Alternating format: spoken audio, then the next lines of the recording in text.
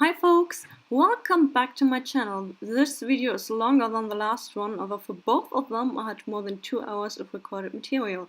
I just wanted to make some sort of announcement and need a little bit more than 6 minutes for it.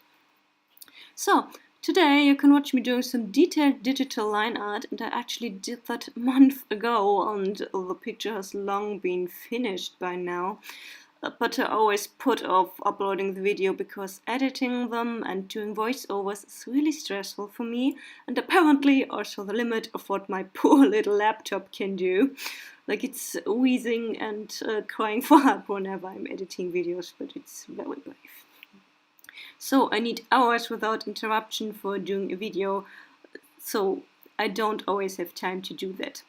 But I'll move house in a few days, which is one of the reasons why I have so little time right now. But hopefully once I'm done moving and getting new furniture and stuff like that, I might be less troubled by embarrassing neighbors at least, so there's hope. So everything will hopefully be less stressful then.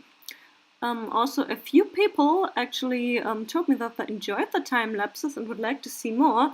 So you'll be getting more. I can't promise a posting schedule for videos yet because obviously I have to prioritize paid work, and I just told you that it just takes really long to upload one video. But what I can promise is I will record myself much more frequently than I did so far. I also hope, at least, that I won't be troubled by any embarrassing neighbors anymore, simply because I know my neighbors where I will be moving to, and they won't trouble me as often. They're also not quite as embarrassed by me talking to thin air. Believe me, it's not nice talking to thin air, and it's always a little bit embarrassing to do that from my end. But it's gonna get better, so hopefully there'll be more videos and it will be less stressful for me to do them. I also don't have funds for a good camera yet that I could use to record myself painting traditionally, like with paint on paper, but I'm actually considering doing that as well. So as you can see so far, I can only record myself when I'm drawing or painting in Photoshop, but for those people who know me, they also know that I'm actually a traditional artist more than anything else. So it would actually be quite nice if I could also record myself when I'm painting with paint on paper, but I can't promise that either, simply because I need money for a camera, obviously, and then also money for some kind of construction which actually lets me paint while the camera just records my hand or something like that. But we'll see, maybe in the distant future. And speaking of traditional art, once I was done with these line arts, I actually printed them out and colored them in traditional media. So there will be no color on this video simply because I did it with actual paint on actual paper and thus couldn't record it. So what I usually do is I take the line art file to the copy shop, bring along my favorite watercolor paper and then have it printed, and then I can paint it. That way I have more than one try for coloring, like just in case I mess up, I can just print it again. But actually it happens very rarely. Like I had a few cases when I actually did that, where I said, oh, I don't like what I did, let's just print it again. It doesn't happen very often, but if it does, it just puts me much more to ease if I just know while I'm coloring and can try again if I mess it up. I don't have to do the entire line art again. So, what I also like it for is that it guarantees that my line art won't blur. For example, pencil lines can blur. Of course, you can also ink it like with traditional ink, but I don't really like doing that, mostly because obviously you can't erase ink. And even if you could, watercolor paper is not made for erasing. Please don't try. The paper won't be grateful for that. So I just like doing that. I just dislike doing my line art on the actual watercolor paper. There are many people who do that, but I don't like it, and printing has worked for me so nicely all these years. I'm sticking to it. And why am I doing my line art digitally anyway? That's mostly because it's so much easier to correct there and you can zoom in. Like honestly, of course I could like work for every line art on A3 paper or something like that, but it needs space on your desk, which you don't usually have. And there's never enough zooming in for me. I just want to zoom in more. So that just working digitally for a line art for doing all the details is just much nicer for me.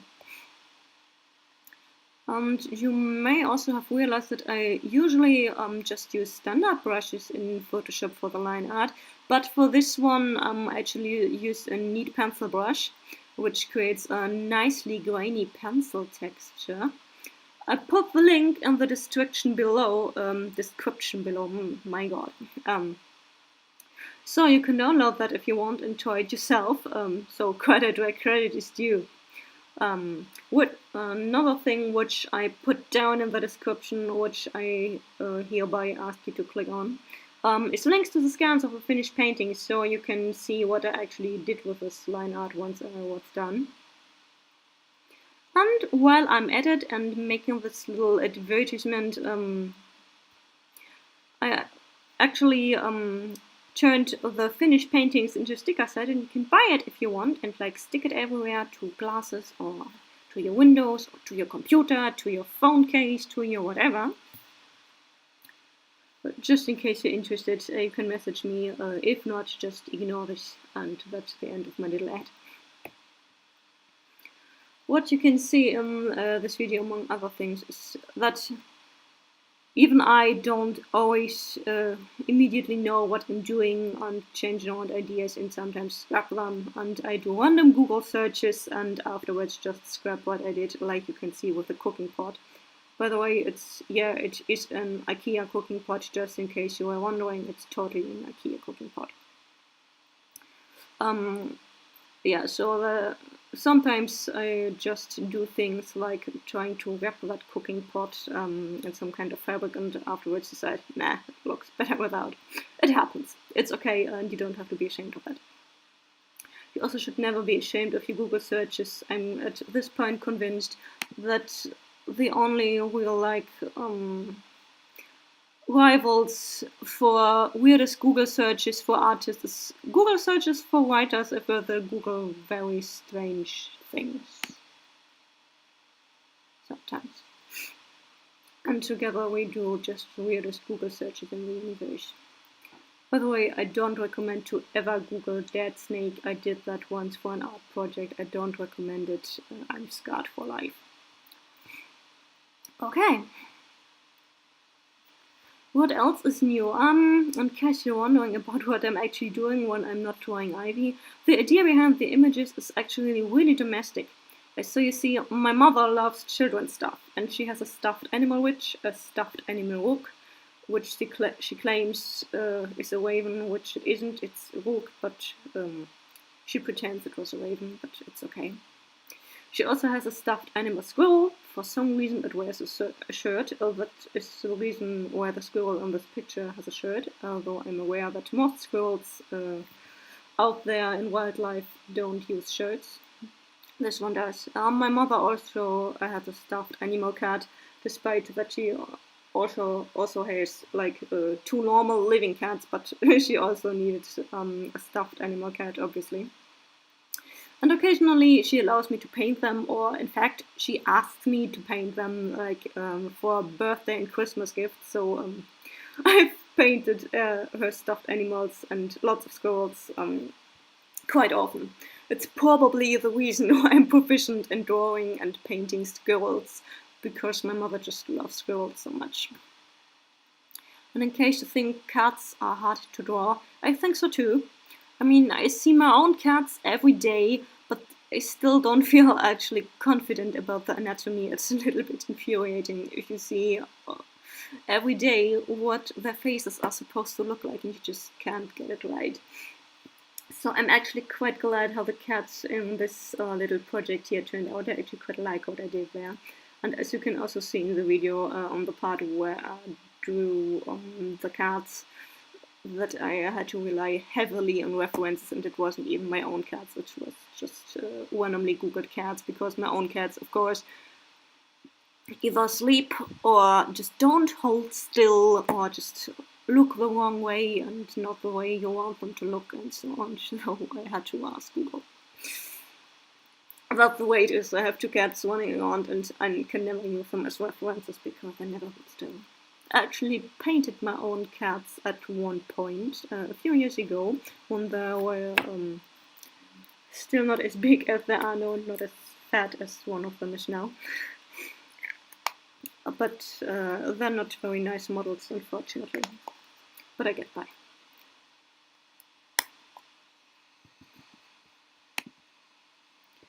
You can also see me frantically zooming in and out. As I said, that's just because I have to zoom in quite heavily to do the details, but I also have to zoom out to just see what I actually did there.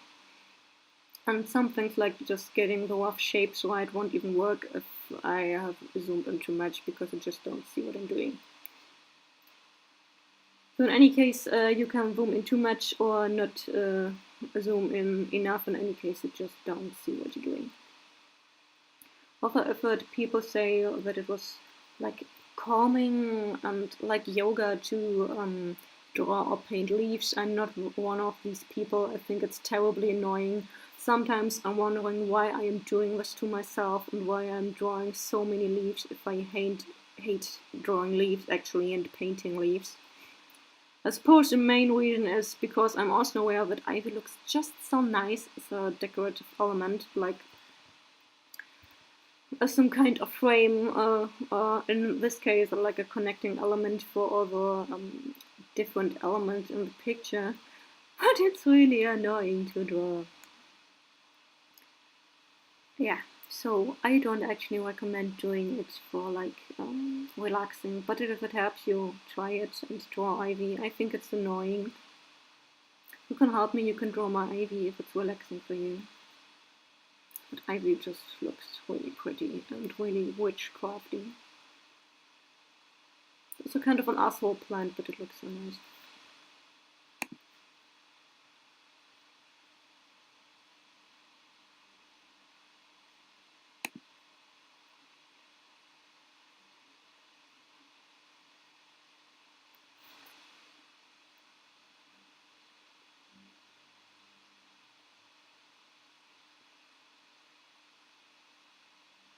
And hooray!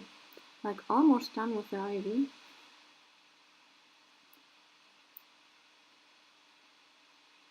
And what you can see here as well, apart from the bigger cat, and where you can also see the pencil brush a bit better, simply because the drawing is bigger, just shows more that I use a different brush for that.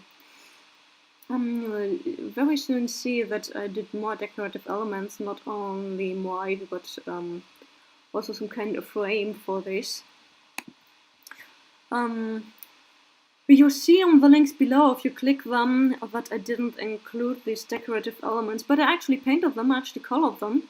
The reason for that is so that I did some experiments with them. Like making it look like the cat was part of some card game or something like that, and so I put in a frame and some decorative elements. I just didn't consider it worthy of showing like everyone what kind of experiments I did with it, although it was kind of fun. So if you're interested in seeing what I eventually did with the decorative elements of the frame around the large cat, it's fine, I can show you if you want. I just didn't upload it anywhere, so please don't be confused just because now on the video you can see I'm doing it. Oh, little tip about things like whiskers on cats. Do it on a separate layer, it helps. And with the frame and the soon-to-be decorative ivy elements, you can see just how lazy and messy and ugly my first sketches are, because it's just like a mental note to myself, okay, here will go the ivy, not what the ivy looks like, because honestly, the very first sketch looks like a child's drawing, and that's okay, because you really just need to know where you put things, not what they look like.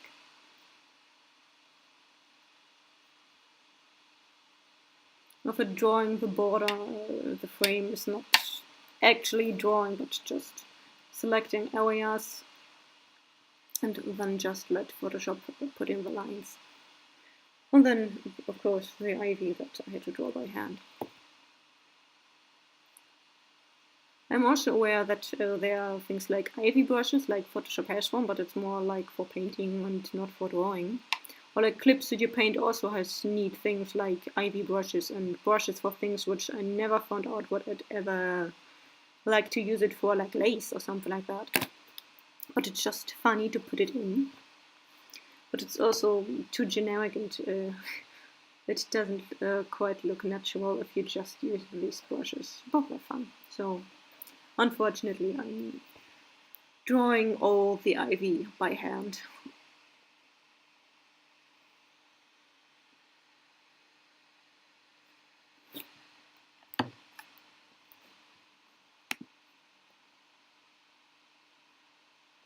Well, the ivy is being completed here. We're actually also drawing near to the end of the video, so let me just wrap some things up.